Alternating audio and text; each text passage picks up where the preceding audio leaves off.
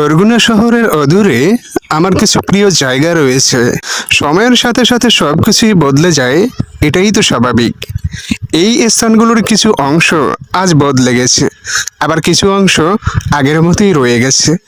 জায়গা বদলাচ্ছে, মানুষ বদলাচ্ছে, যুগের সঙ্গে তাল মিলিয়ে সব কিছুই পরিবর্তিত হচ্ছে। এটা অস্বাভাবিক কিছু না, এটাই জীবন, এটাই প্রকৃতির নিয়ম।